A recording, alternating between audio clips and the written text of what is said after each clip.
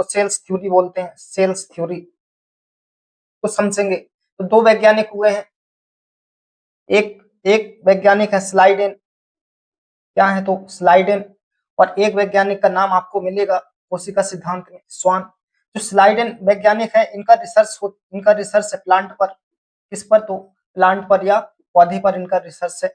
वहीं स्वान नाम के वैज्ञानिक का रिसर्च है जंतु पर या बोल सकते हैं एनिमल्स पर।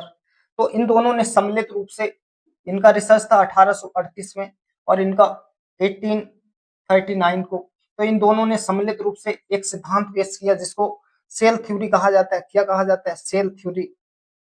और ये कब दिया गया? तो 1838 और 1839 को दिया गया। इसकी क्या प्रमुख बातें हैं सेल थ्योरी के? तो इनका कहना था कि सभी जीवों का शरीर, सभी जीवों, अब ये जीवों में सभी आएंगे, एनिमल्स और प्लांट सभी शामिल होंगे, लिख लेंगे एनिमल, सभी जीवों का शरीर वो चाहे एनिमल हो या प्लांट हो, कोशिका से मिलकर बना होता है। किससे? तो सेल से मिलकर बना होता है, कोशिका से बना होता है।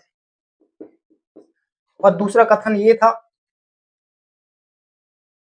कि कोशिका सभी जैविक व प्रजनन क्रियाएं करने में सक्षम थी, क्रियाएं करने में सक्षम थी।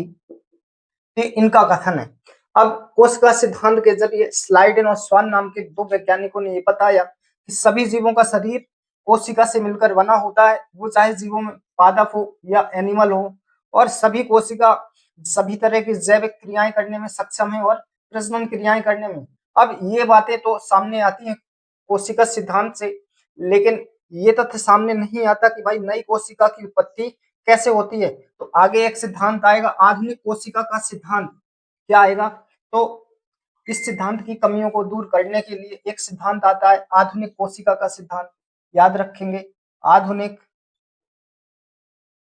कोशिका का सिद्धांत, कोशिका का सिद्धांत,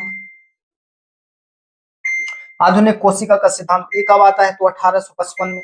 नाम याद रखेंगे, एक साइंटिस्ट थे रुडोल्फ विर्चो, नाम पूछता है रुडोल्फ विर्चो, ये आपको कहीं कहीं विर्चाऊ मिलेगा, सेम चीजें हैं। तो आधुनिक कोशिका का सिद्धांत 1855 में, याद रखेंगे रुडोल्फ विर्चो नाम के व्यक्ति ने दिया, साइंटिस्ट थे ये। तो इनका कहना था कि पुरानी कोशिका से ही नई कोशिका की उत्पत्ति होती है। क्या? तो पुरानी कोशिका से